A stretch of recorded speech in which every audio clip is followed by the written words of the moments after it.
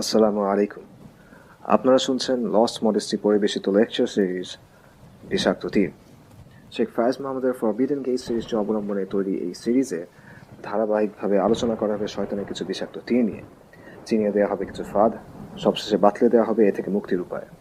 জাযাকাল্লাহু খায়রান। أعوذ بالله من الشيطان الرجيم بسم الله الرحمن الرحيم إن الحمد لله والصلاة والسلام على رسول الله وعلى آله وأصحابه سلم تسليما كثيرا। গত পর্বে আমরা আলোচনা করেছিলাম শয়তানের 7টি বিষাক্ত তীর নিয়ে। আমরা শয়তানের এই তীরগুলোকে পুরোপুরিভাবে নিশ্চিহ্ন করতে পারবো না, ধ্বংস করে মিটিয়ে দিতে পারবো না। তাই আমাদের চিন্তা করতে হবে এগুলোর প্রতিকার ও সতর্কতা নিয়ে। অবাধ্য চাহনির সবচেয়ে বড় চিকিৎসাগুলোর একটি হলো বিয়ে।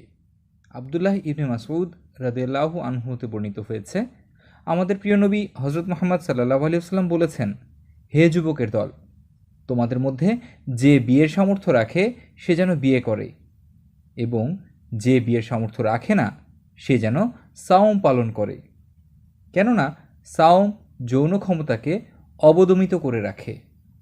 হাদিসটি বুখারী ও মুসলিম শরীফে আছে। মুসলিম নারী পুরুষদের বিয়ের ব্যাপারে উৎসাহিত করা হয়েছে, তবে কারো বিয়ে করার সামর্থ্য না থাকলে জিনা করা তার জন্য বৈধ হবে না। বিয়ে করার সামর্থ্য নেই তাই আপনি জিনা করবেন, ব্যাপারটা এমন না। বরং একজন মুমিন, একজন মুসলিম, একজন মুহসিন সবসময় নিজেকে পবিত্র রাখার চেষ্টা করবে। সে ধৈর্য ধরবে, আর এ ধৈর্যের মাধ্যমে সে আল্লাহর সন্তুষ্টি কামনা করবে। নিজের নফস ও প্রবৃত্তির বিরুদ্ধে লড়াইয়ে আল্লাহর কাছে সাহায্য চাইবে। এটা মানুষের সবচেয়ে কঠিন পরীক্ষাগুলোর একটি, এবং এর জন্য অনেক অনেক আত্মনিয়ন্ত্রণ, ধৈর্য, শক্তি এবং নিয়মানুবর্তিতার প্রয়োজন হয়। কিন্তু আল্লাহর বান্দারা, জেনে রাখুন, নিশ্চিতভাবে জেনে রাখুন, আপনার এই কষ্ট, আপনার এই সবর নিষ্ফল না। আল্লাহকে ভয় করে যে বান্দা জিনা থেকে নিজেকে বিরত রাখবে, তার জন্য মহান আল্লাহ প্রস্তুত করে রেখেছেন আখিরাতের ক্ষমা এবং অসামান্য সব পুরস্কার। আমাদের প্রিয় নবী হজরত মুহাম্মদ সাল্লাল্লাহু আলাইহি ওয়াসাল্লামের কাছ থেকে নির্ভুল সনদে বর্ণিত হাদিস থেকে আমরা জানি যে মোহর পরিশোধ করা এবং স্ত্রীর ভরণ পোষণের সক্ষমতা থাকা প্রত্যেক সুস্থ অবিবাহিত পুরুষকে বিয়ে করতে বলা হয়েছে। যদি এমন কেউ মনে করে যে বিয়ে না করলে সে শয়তানের কুমন্ত্রণায় প্রভাবিত হবে, সে জিনা করে ফেলবে, আল্লাহর নির্ধারিত সীমার লঙ্ঘন করবে, তাহলে তার জন্য বিয়ে করা বাধ্যতামূলক। একইভাবে যে নারী দেখবে যে সে নিজেকে নিয়ন্ত্রণ করতে পারছে না বা পারবে না, এবং তার শারীরিক চাহিদা তাকে জিনার দিকে, ধ্বংসের দিকে নিয়ে যাবে, তার জন্য বিয়ে করা বাধ্যতামূলক। এখানে কোনো অজুহাত চলবে না।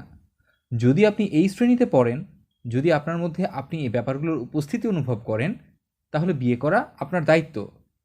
আমরা মহান আল্লাহর কাছে দোয়া করি তিনি যেন আমাদের হেফাজত করেন, কারণ বিয়ে বিলম্বিত করা, বিয়ে করা থেকে বিরত থাকা, এগুলো মানুষের অন্তরে লালসার আগুন জ্বালিয়ে দিতে পারে, তৈরি করতে পারে কামনা বাসনা, তীব্র আকাঙ্ক্ষা। আর যখন এমন ঘটে তখন কি হয়? তখন একটি অবাধ্য চাহনি বা নিষিদ্ধ দৃষ্টি ধ্বংসের কারণ হতে পারে। হে তরুণ, হে তরুণী, তোমার ইউনিভার্সিটি কখন শেষ হবে, পড়াশোনা কখন শেষ হবে তার অপেক্ষায় বসে থেকো না, বিয়ে করো। কারণ প্রয়োজন থাকা সত্ত্বেও কোনো দুনিয়াবি কারণে বিয়েকে বিলম্বিত করলে, দেরি করে বিয়ে করলে, হয়তো সেটাই তোমার দুনিয়া ও আখিরাতে ধ্বংসের কারণ হবে। এই বিষয়টাকে হালকা করে দেখো না। আর ইসলামী আইন অনুযায়ী সন্তানদের বিয়েতে বিলম্বিত করা হারাম। নিজের ছেলে বা মেয়েকে বিয়ে না করিয়ে বসিয়ে রাখা হারাম। পড়াশোনা শেষ হলে বিয়ে দেব, চাকরি হলে বিয়ে দিব, বয়স 30 কিংবা 35 হলে বিয়ে দেব, আগে পরিবারের হাল ধরতে হবে তারপর বিয়ে দেব, এরকম কথা বলে সন্তানের বিয়েকে বিলম্বিত করা জায়েজ নেই। আমরা সর্বশক্তিমান আল্লাহর কাছে দোয়া করি তিনি যেন আমাদের জন্য বিয়েকে সহজ করে দেন এবং আমাদের সৎকর্মশীল নেককার জীবনসঙ্গী দেন, যে আমাদের আল্লাহর আনুগত্যে ও তার সন্তুষ্টি অর্জনে সাহায্য করবে। শয়তানের বিষাক্ত তীরের আঘাত প্রতিকার বা প্রতিরোধের আরেকটি উপায় হলো হারাম কাজের, গুনাহের পরিণতি নিয়ে চিন্তা করা। কিভাবে এমন গুনাহ একজন মানুষকে দুনিয়া ও আখিরাতের জীবনের ধ্বংসের দিকে নিয়ে যায় তা নিয়ে চিন্তা করা। এ ব্যাপারে আমাদের কাছে চমৎকার একটি কাহিনী আছে, যা আমাদের সালাফদের একজন ওয়াহাব ইবনু মুনাব্বিহ রহিমাহুল্লাহ বর্ণনা করেছেন। অনেক অনেক আগের কথা। ঘটনাটি ঘটেছিল আহলে কিতাবদের এক ব্যক্তির সাথে। ইহুদিদের এক গোত্রে তার জন্ম। নাম বারসিসা। সে ছিল একজন আবেদ, অনেক ইবাদত বন্দেগী করা আল্লাহর এক বান্দা। তার ইবাদতের জন্য সে মানুষদের মধ্যে বিখ্যাত ছিল। সে সময়কারই 3 ভাই ছিল। তাদের ছিল এক কুমারী বোন। কোনো এক কাজে 3 ভাইয়েরই শহর থেকে দূরে যাবার প্রয়োজন দেখা দিল। কিন্তু বোনকে কোথায় রেখে যাওয়া যায়? কম বয়সী, সুন্দরী, কুমারী বোন, এমন একজন মেয়েকে কোথায় রাখা যায়? কার ওপর ভরসা করা যায়? শেষমেশ তারা ঠিক করল সেই ইবাদতগুজার বান্দার কাছে বোনকে রেখে যাবে।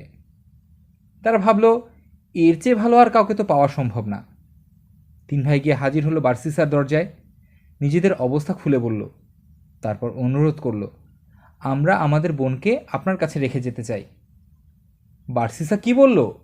হ্যাঁ, ঠিক আছে, নো প্রবলেম, আমার এখানে একটা বাড়তি রুম আছে, সুন্দর বিছানা আছে, তোমাদের বোনের কোনো সমস্যাই হবে না, নিশ্চিন্তে রেখে যাও। বারসিসা কি এমন বলেছিল? না। শীতল কণ্ঠে সে জবাব দিল, আমি সব সময় ইবাদত বন্দেগীতে ব্যস্ত থাকি, আমি এ ঝামেলা নিতে চাই না। সে সরাসরি মানা করে দিল, এ দায়িত্ব, এ বোঝা আমি নিতে চাই না। তোমার বোনের দায়িত্ব নেয়া আমার এবং আমার রবের মধ্যে একটা প্রতিবন্ধক হয়ে দাঁড়াবে, সমস্যা হয়ে দাঁড়াবে। আমি এ দায়িত্ব নিতে পারবো না, দুঃখিত। বারসিসা তাদের কথা নাকচ করে দিল।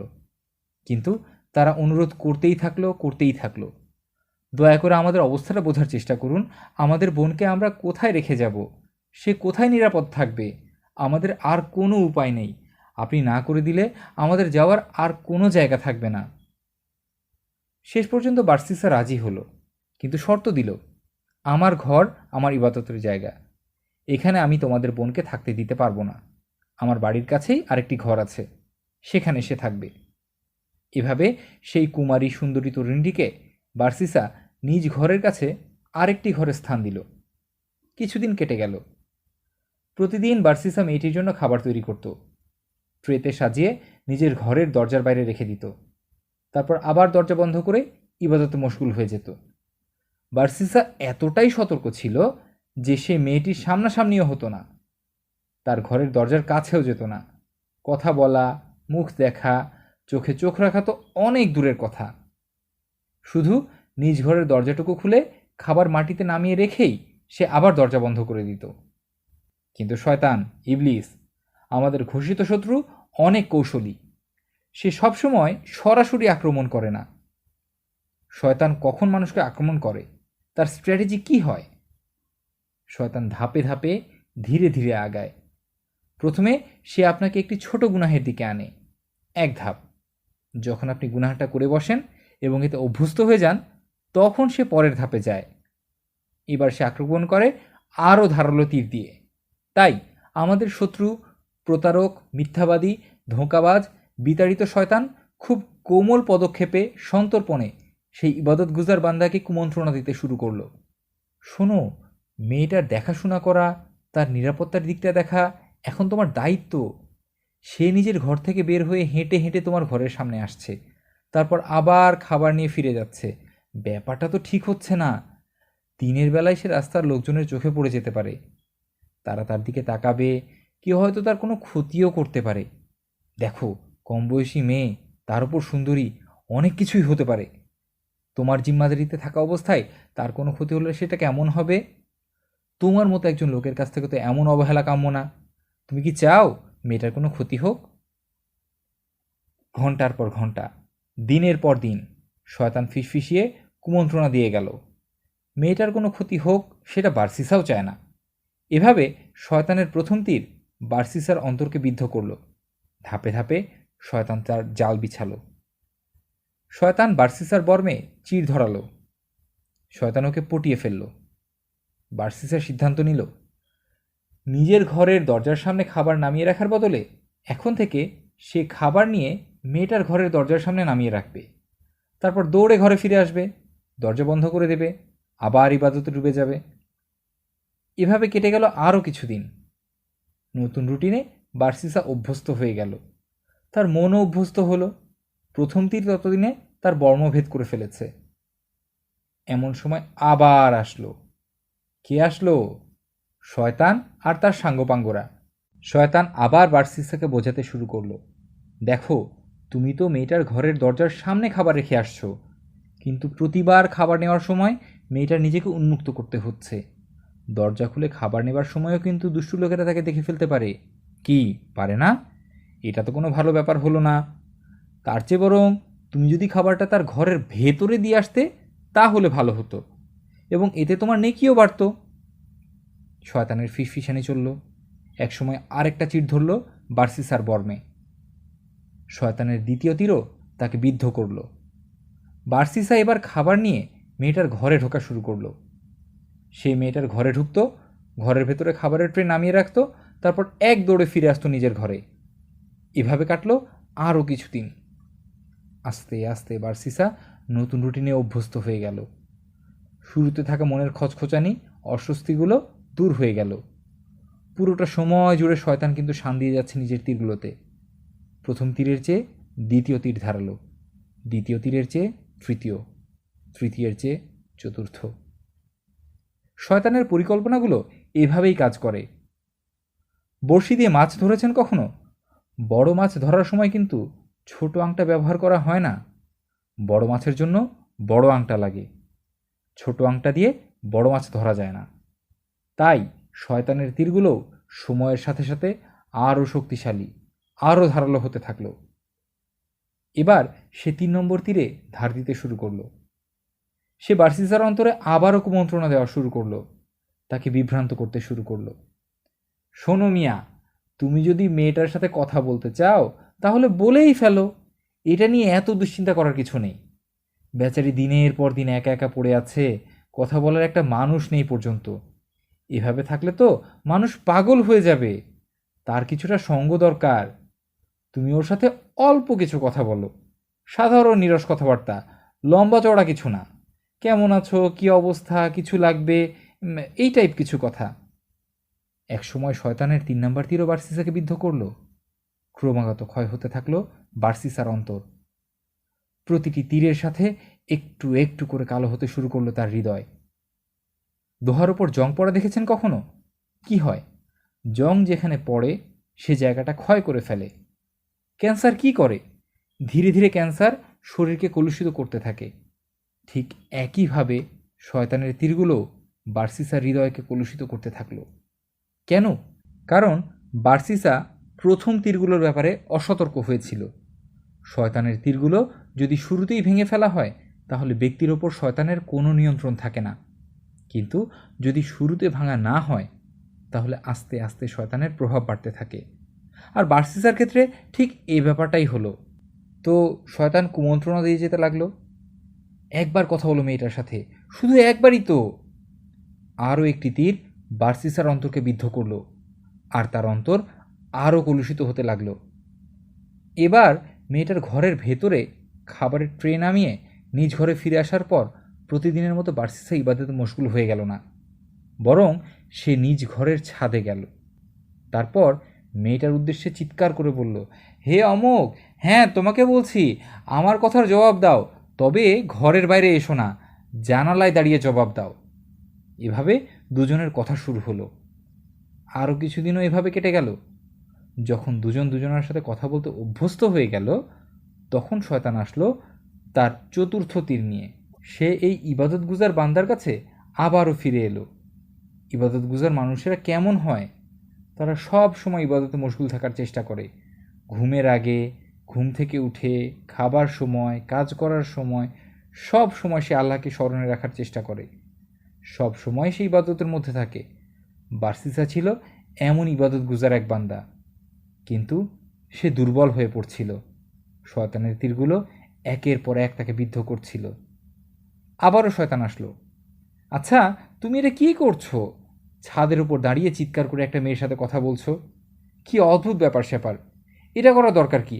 আরে বাবা, তুমি মেয়েটার ঘরের সামনে দাঁড়িয়ে কথা বলে কি হয়? মেয়েটা দরজার এক পাশে থাকলো, তুমি দরজার অন্য পাশে, এভাবে কথা বলা যায় না। শয়তানের যুক্তি দেখাতে শুরু করলো। শয়তানি যুক্তি। ফিসফিসানি চলতেই থাকলো। একসময় শয়তানের চতুর্থ তীরও তার নিশানা খুঁজে পেল। ক্রমেই বার্সিসার অন্তর আরও ঘন কালো হয়ে উঠতে লাগলো।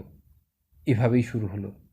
দুজনে দরজার দুপাশে, মেয়েটা ঘরের ভেতরে, বার্সিসা বাইরে।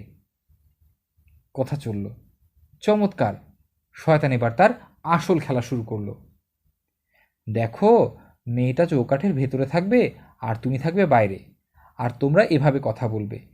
এভাবে তোমাদের আর চিৎকার করে কথা বলতে হবে না, আর দুষ্টু লোকেরা মেয়েটার কণ্ঠ শুনে ফেলারও কোনো আশঙ্কা থাকবে না, আর মেয়েটার জন্যও সেটা সহজ হবে। শয়তান কুমন্ত্রণা দিয়েই গেল, আর একসময় পঞ্চম তীরও তার নিশানা খুঁজে পেল। বার্সিসার অন্তর আরও কলুষিত হতে লাগলো। আর যখন অন্তর কলুষিত হতে থাকে, তখন অন্তরে ঈমানও কমতে থাকে। আর যখন ঈমান কমতে থাকে, তখন কি হয়? তখন মানুষ এমন এক অবস্থায় চলে যায় যে সে যে কোনো মন্দ কাজ, যে কোনো গুনাহ করতে পারে।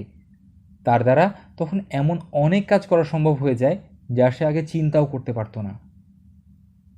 চৌকাঠের দুপাশে দাঁড়িয়ে দুজনের কথা শুরু হলো।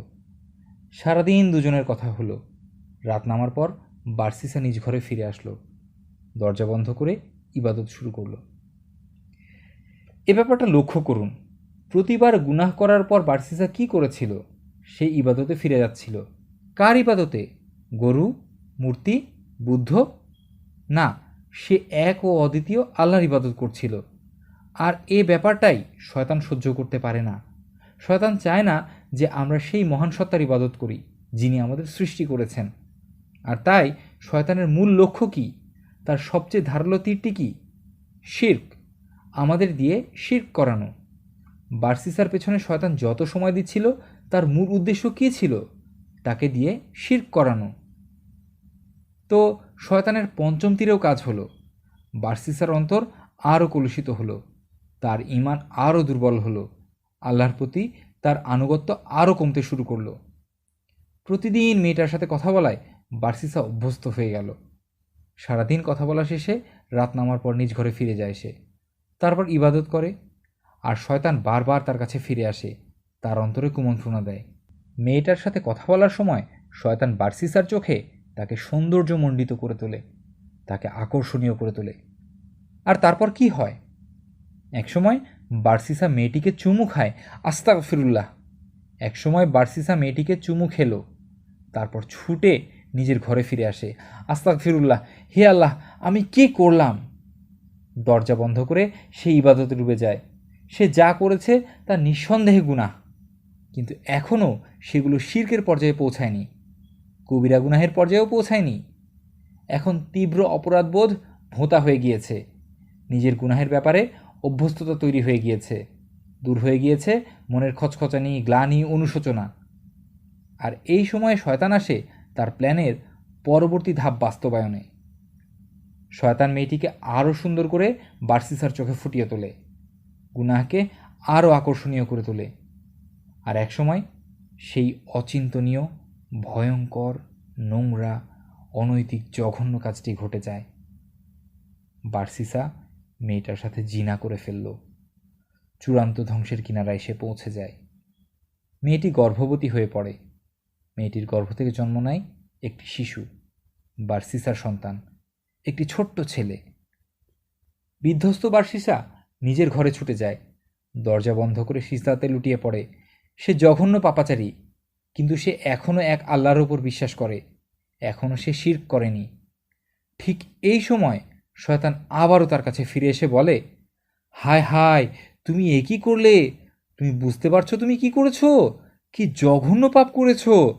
মেয়েটার ভাইরা যখন ফিরে আসবে তখন কি হবে? ওরা এসে যখন দেখবে তুমি ওদের বোনের সাথে জিনা করেছো, আর এখন তার বাচ্চাও হয়েছে, তখন তারা তোমাকে কি এমনিতে ছেড়ে দেবে? কি করবে তুমি এখন? বার্সিসা চিন্তা করতেই থাকে। চিন্তা গাঢ় থেকে আরও গাঢ় হয়। শয়তান কুমন্ত্রণা দিতেই থাকে, শোনো, একটাই উপায় আছে। শুনতে ভালো লাগবে না, কিন্তু এটাই একমাত্র উপায়। তুমি বাচ্চাটাকে মেরে ফেলো, তাহলেই ঝামেলা শেষ। হ্যাঁ, কথায় যুক্তি আছে, বার্সিসা ভাবে। কিন্তু পরক্ষণেই তার মনে প্রশ্ন জাগে, বাচ্চাটাকে মেরে ফেলার পর কি মেয়েটা চুপ থাকবে? সে কি নিজের ভাইদের পুরো ব্যাপারটা জানিয়ে দেবে না? তুমি তার বাচ্চাকে মেরে ফেলবে আর সে চুপচাপ থাকবে? এখন কিছু করতে না পারলেও সে নিশ্চিত তখন তার ভাইদেরকে জানিয়ে দেবে। বারবার ঘুরে ফিরে প্রশ্নগুলো তার মাথায় আসতে থাকে। শয়তান বারবার তার মনে প্রশ্নগুলো ছুড়ে দিতে থাকে। শয়তান প্রশ্ন তৈরি করে, তারপর নিজেই উত্তর দেয়। দেখো, পুরা ঝামেলার একটা সমাধান আছে। মেয়েটাকেও মেরে ফেলো, দুজনকে মেরে ফেলো, আর দুজনের লাশের সাথে পুরো ঝামেলাটাকেও কবর দিয়ে দাও। এটাই একমাত্র উপায়। বার্সিসা তাই করে, ঠান্ডা মাথায় মেরে ফেলে দুজনকেই। মৃতদেহ দুটোকে ওই ঘরেই মাটি চাপা দেয় যেখানে মেয়েটা থাকতো।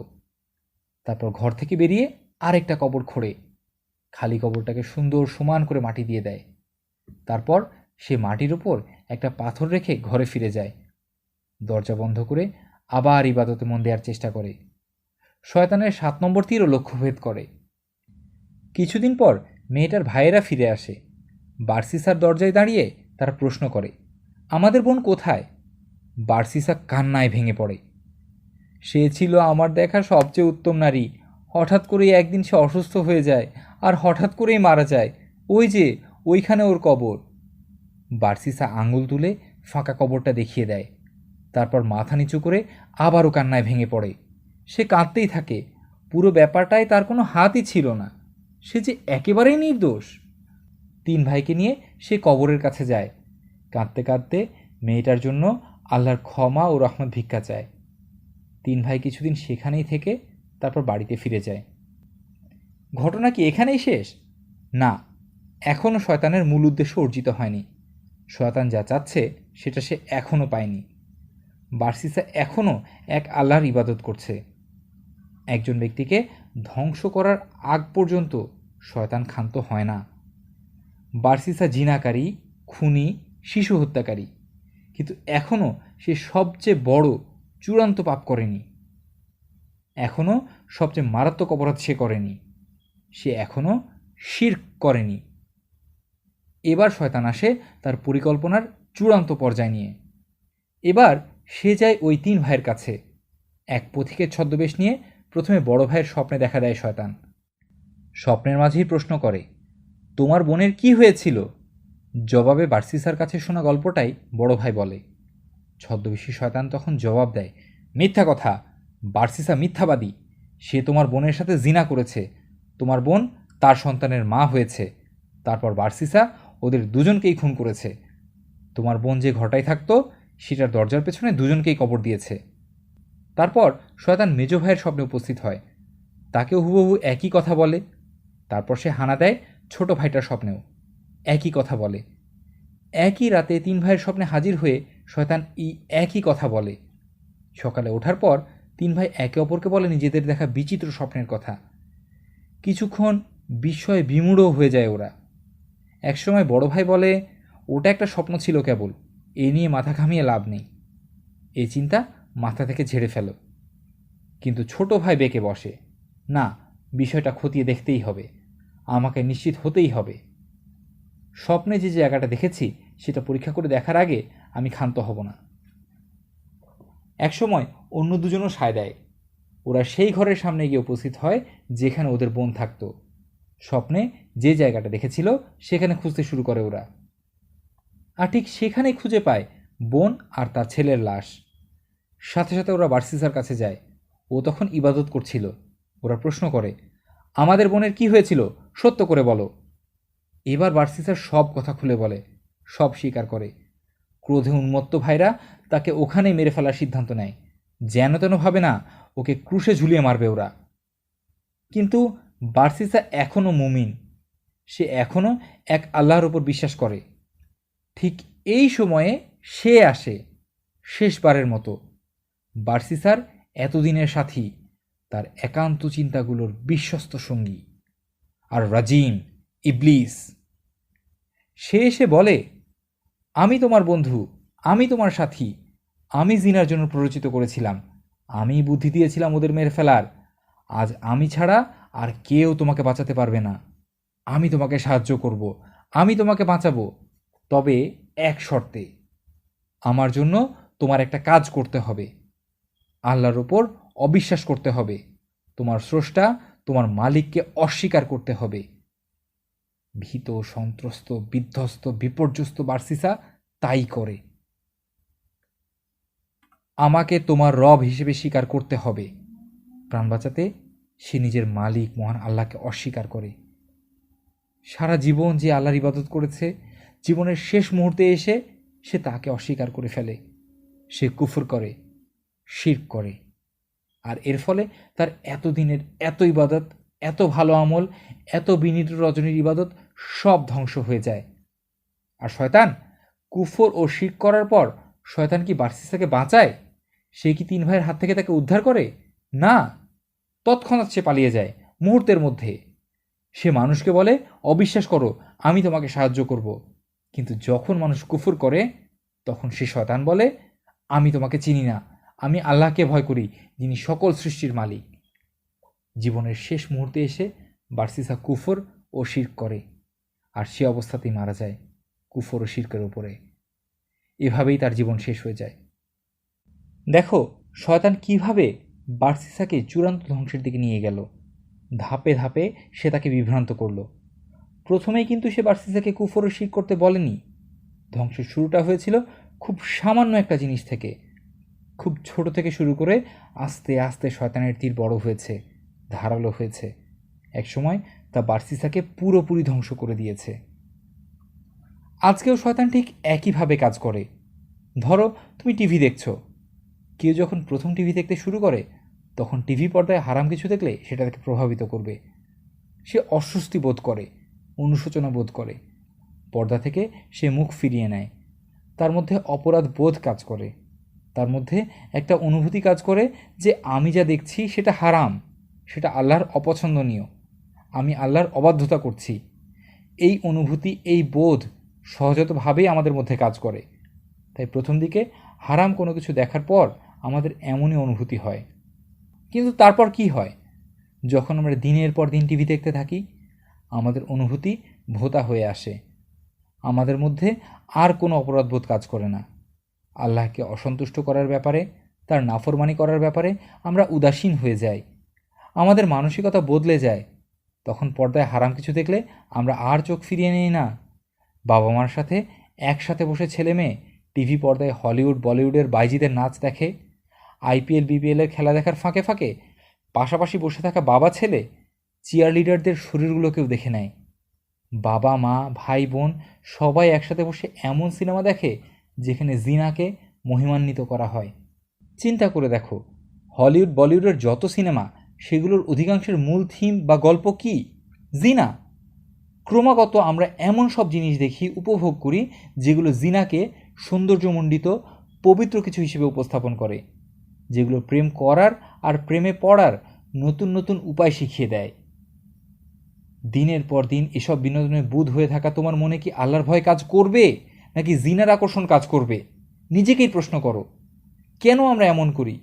কেন তুমি এই কাজগুলো করো যখন তুমি জানো যে এগুলো হারাম, এগুলো তোমার রবের অপছন্দনীয়? কারণ তুমি শয়তানের ফাঁদে পা দিয়েছ, তুমি তার আনুগত্যের দিকে এগিয়ে যাচ্ছ। শয়তানে তোমাকে অফার দিয়েছে আর তুমি সেটা গ্রহণ করেছ। তুমি বুঝতেও পারোনি, কিন্তু শয়তানের তীর তোমাকে বিদ্ধ করেছে। আজও কি বার্সিসার মতো আমরাও হত্যা করছি না? প্রতি বছর কি লক্ষ লক্ষ গর্ভের শিশুকে হত্যা করা হচ্ছে না? নিজের সাময়িক আনন্দের মূল্য চোকাতে গিয়ে কি সদ্য জন্মানো শিশুকে ঠান্ডা মাথায় হত্যা করা হচ্ছে না?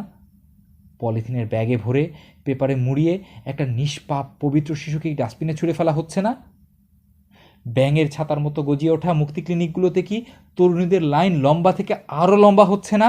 দিনের পর দিন, মাসের পর মাস এই নিষ্পাপ শিশুদের লাশের পাহাড়ের উপর দাঁড়িয়ে যৌন উন্মত্ত এই আমরা কি কাছে আসার গল্প শোনাচ্ছি না? মহান প্রেমের সবক দিচ্ছি না? এই হত্যার দায়ভার কে নেবে? এর জবাব কে দেবে? কেন এই শিশুদের হত্যা করা হলো? কি দোষ ছিল তাদের? তুমি কি মনে করেছো এ কাজের কোনো বিচার হবে না? তুমি কি মনে করেছো এর জন্য জবাবদিহি করতে হবে না? নিশ্চয়ই আল্লাহর সামনে দাঁড়িয়ে জবাব দিতে হবে। কোনো অজুহাত, কোনো মিথ্যা, অন্যকে দোষারোপ সেদিন কোনো কাজে আসবে না। তুমি কি সেদিনের জন্য প্রস্তুত? আমরা অনৈতিকতা ও অশ্লীলতার ব্যাপারে এতটাই অভ্যস্ত হয়ে গিয়েছি যে এটা আমাদের কাছে এখন ডাল ভাতের মতো। আমার ভাই ও বোনেরা, সিনেমা হলে ঢোকার আগে, কোনো জাঁকজমকপূর্ণ অনুষ্ঠানে যাবার আগে, ম্যাগাজিন কিংবা পত্রিকার পাতা উল্টাবার আগে, ইন্টারনেটে সার্ফ করার আগে, শয়তানের বাক্সের দিকে চেয়ে থাকার আগে নিজেকে প্রশ্ন করো, আমি কি সীমা লঙ্ঘন করছি? আমার জন্য কি এটা দেখা, এই কাজটা করা বৈধ? আমার আল্লাহ কি এটাকে পছন্দ করেন? তিনি কি চান যে আমি এটা দেখি? এ কাজ কি তার কাছে গ্রহণযোগ্য? যদি তুমি এ প্রশ্ন না করো এবং এ নিয়ে মাথা না ঘামাও, তাহলে এর অর্থ হলো শয়তান তোমার অন্তরে আসন গেড়ে বসেছে। সে গ্রাস করে নিয়েছে তোমার অন্তরাত্মাকে। তার তীরগুলো বড় হচ্ছে, ধারালো হচ্ছে, কিন্তু তুমি বেখবর। একটা উদাহরণ দেই। উদাহরণটা একটু স্থূল কিন্তু কার্যকরী। একটা পাবলিক টয়লেটের কথা মনে করো। তোমার টয়লেটে যেতেই হবে। তুমি টয়লেটের সামনে দাঁড়িয়ে আছো। ভেতরে একজন আছে, সে 2 নম্বর করছে। একসময় সে বের হয়ে আসে। তুমি তাড়াতাড়ি ভেতর ঢুকে দেখো টয়লেটের ভেতর প্রচণ্ড দুর্গন্ধ।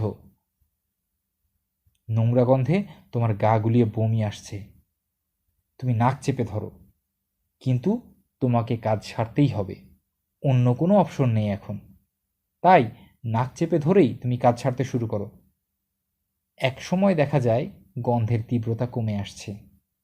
আসলে কি গন্ধ কমে গেছে? না, গন্ধ এখনও আছে, কিন্তু তোমার অনুভূতি ভোঁতা হয়ে গেছে। তোমার নাকি দুর্গন্ধ কিছুটা সয়ে গেছে। যেটা তুমি প্রথমে সহ্যই করতে পারছিলে না, এক সময় তুমি তাতে অভ্যস্ত হয়ে গেলে। গুনাহের ব্যাপারটাও এমন। ধীরে ধীরে আমরা আমাদের চারপাশে ছড়িয়ে ছিটিয়ে থাকা গুনাহের ব্যাপারে অভ্যস্ত হয়ে যাই। আমাদের অনুভূতিগুলো ভোঁতা হয়ে যায়। আমরা গুনাহ শুরু করি। আমাদের মধ্যে অপরাধ বোধ কাজ করে। তুমি জানো যে এই মেয়ের সাথে মেলামেশা করা হারাম। তার দিকে তাকানো, তার সাথে কথা বলা, তাকে স্পর্শ করা তোমার জন্য হারাম। তুমি জানো, এবং প্রথম প্রথম তোমার মতো অস্বস্তি, অপরাধবোধ এগুলো কাজ করে। কিন্তু একসময় এই অনুশোচনা, এই অনুভূতি ভোঁতা হয়ে যায়। আজ আমরা অশ্লীলতায় ভরা একটা পরিবেশে থাকি। যে কোনো শপিং কমপ্লেক্সে যাও, যদি তুমি বিশ্বাসী হও, মুমিন হও, তুমি আল্লাহকে ভয় করো, তাহলে তুমি চারপাশের মেয়েদের ঘুরে ঘুরে দেখবে না। কিন্তু একবার দেখতে শুরু করার পর তোমার কাছে আস্তে আস্তে এটাকে সহজ মনে হবে। এটাকে আর বড় কিছু মনে হবে না। তুমি গুনাহতে অভ্যস্ত হয়ে যাবে। তোমার অন্তর মরে যাবে। এটা এক মহা বিপর্যয়, কিন্তু আমরা বুঝি না। শুধু যারা চিন্তাশীল, যারা আসলেই চিন্তা করে, তারা এর ভয়াবহতা বুঝতে পারবে। উপলব্ধি করো যে তোমার প্রিয় আল্লাহ, তোমার রব, যিনি তোমাকে ভালোবাসেন, যিনি তোমাকে সৃষ্টি করেছেন, যিনি এত এত নিয়ামত দিয়েছেন, তিনি তোমাকে দেখছেন। সহিহ বুখারীতে একটি হাদিস আছে যার বর্ণনা অনেকটা এরকম। চুলার মতো একটা গর্ত দেখতে পেলেন রাসূলুল্লাহ সাল্লাল্লাহু আলাইহি ওয়াসাল্লাম। তাঁর ঠিক পাশেই ছিলেন জিব্রাইল এবং মিকাইল আলাইহিস সালাম। রাসূলুল্লাহ সাল্লাল্লাহু আলাইহি ওয়াসাল্লাম বলেছেন, সেই চুলার মতো গর্ত থেকে কান্না, আর্তনাদ ভেসে আসছিল। আমরা চুলার কাছে গেলাম। ভেতরে তাকিয়ে দেখলাম নগ্ন কিছু নারী পুরুষ। চুলার নিচ থেকে আগুনের লকলকে শিখা যখন আস্তে আস্তে তাদের গ্রাস করে নিচ্ছিল, তখন তারা চিৎকার করছিল। আগুনের তোড়ে তারা চুলার তলদেশ থেকে ছিটকে উপরে উঠে আসছিল। আগুনের শিখা যখন আবার চুলার তলায় ফিরে যাচ্ছিল, তারাও চুলার তলায় নেমে যাচ্ছিল। আমি জিজ্ঞাসা করলাম, এরা কারা? উত্তর পেলাম, এরা হলো সেই লোক যারা জিনা ব্যভিচার করে। আজ টিভি, সিনেমা, ম্যাগাজিন, পত্রিকা, বিলবোর্ড, পোস্টারে সেক্সকে নানাভাবে উপস্থাপন করা হয়। আমাদের দেশে তো সেলিব্রিটি নামে কিছু পশু ইউটিউবের মাধ্যমে এগুলোকে প্রমোট করে থাকে। আল্লাহর অবাধ্যতাকে এরা আকর্ষণীয় করে তোমার কাছে উপস্থাপন করে। এরা নিজেরা জাহান্নামে যেতে চায়, সাথে তোমাকেও নিতে চায়।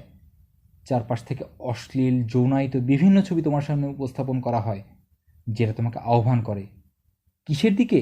জিনার দিকে, আল্লাহর অবাধ্যতার দিকে। আজকে বিজ্ঞাপন আর মার্কেটিংয়ের সবচেয়ে বড় উপকরণ হয়ে দাঁড়িয়েছে সেক্স, নারীদেহ। নারীদেহ আজ একটা পণ্য, সেক্স একটা প্রোডাক্ট। পুরুষের পছন্দ মতো আজ নারীদেহের বিকিকিনি হচ্ছে, আর এটার নাম দেওয়া হয়েছে নারী মুক্তি, নারীর ক্ষমতায়ন। কিশোর, তরুণ, যুবকদের আড্ডায় যাও, তারা কি নিয়ে কথা বলে দেখো? জিনা। চুল কাটার জন্য সেলুনে যাও, কি চোখে পড়বে? পত্রিকার অর্ধনগ্ন নারীদের ছবি, কিংবা টিভির পর্দায় বাইজিদের নাচের দৃশ্য। বিলবোর্ডের দৌরাত্মে আজ চোখ না নামিয়ে রাস্তায়ও বের হওয়া যায় না। এবং আমাদের আজকের এই অবস্থা হলো কিয়ামতের চিহ্নগুলোর একটি। আমরা কঠিন এক পরীক্ষার মধ্যে দিয়ে যাচ্ছি। ওঠো, ভাবো, চিন্তা করো, আমি কি এমন কাজ করছি যা আল্লাহর সন্তুষ্টির কারণ হবে? এই যে আমাদের পরিবেশ, আমাদের অভ্যস্ততা, এগুলো আমাদের কোন দিকে নিয়ে যাচ্ছে? জিনা, ব্যভিচার, ধর্ষণ, গর্ভপাত, নোংরা নোংরা সব অসুখ, ঠান্ডা মাথায় খুন করা, লক্ষ লক্ষ শিশুর ছিন্ন বিচ্ছিন্ন লাশের স্তূপ। এই হলো মহান প্রেমের ফসল। এই হলো ভ্যালেন্টাইন্সের আসল রূপ। আমরা এমন এক সমাজে থাকি যেখানে যা কিছু করা হয় সব বিকৃতিকে, সব সীমালঙ্ঘনকে স্বাধীনতা আর আধুনিকতার নামে জায়েজ করা হয়ে থাকে। 15 থেকে 20 বছর আগে বিয়ের আগে যৌনতাকে অনৈতিক মনে করা হতো, জঘন্য কাজ ভাবা হতো। কিন্তু আজ মিডিয়ার দিকে তাকাও, মিডিয়া তোমাকে শেখাবে বিয়ের আগে সেক্স হলো ফ্যাশনেবল, এটাই ট্রেন্ড, সবাই করছে তুমিও করো, কোনো সমস্যা নেই।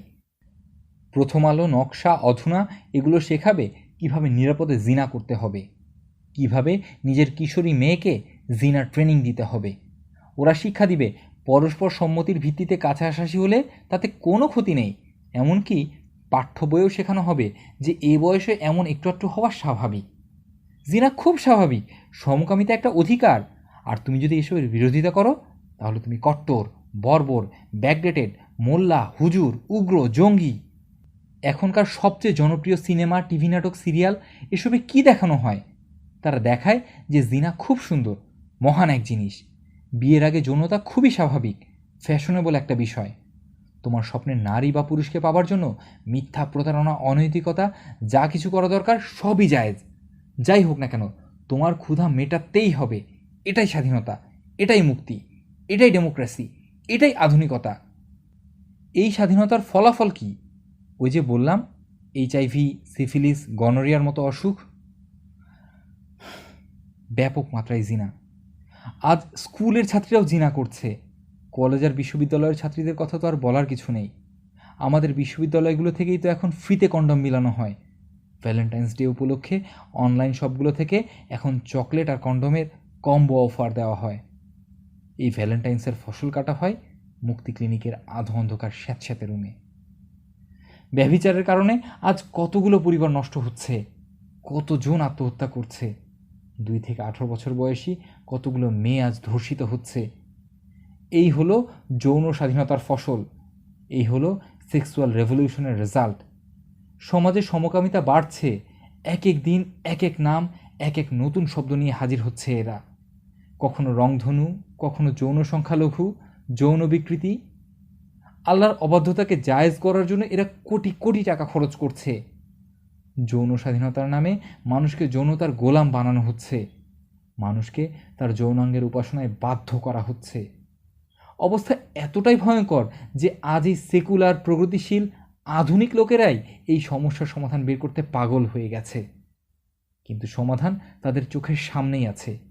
এই সমস্যা এবং এরকম অন্য সব সামাজিক সমস্যার সমাধান কি? ইসলাম, শরিয়া। ব্যক্তি, সমাজ ও রাষ্ট্রকে ইসলামী শরিয়া অনুযায়ী পরিচালনা করা। এর জন্য বিলিয়ন বিলিয়ন ডলার খরচ করতে হবে না। সমাধান ইসলামেই আছে।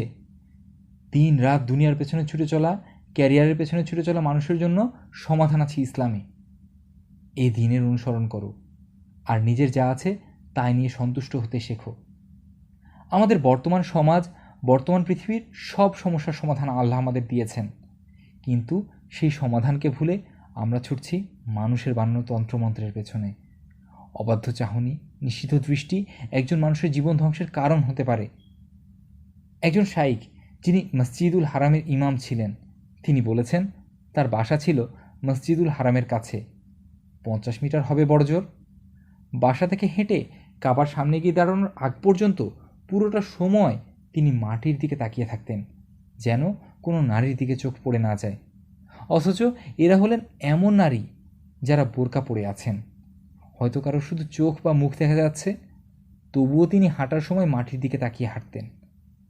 একদিন এই শায়খ মুখ তুলে তাকালেন এবং এমন একজন নারী দিকে তার চোখ পড়ে গেল যার মুখ অনাবৃত ছিল। শুধু একটি দৃষ্টি, এটা তাকে 3 সপ্তাহ ভুগিয়েছিল।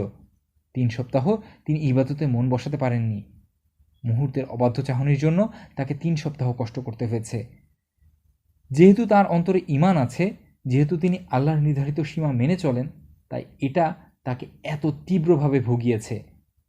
কিন্তু আমাদের উপর হয়তো এর কোনো প্রভাবই পড়তো না। কেন?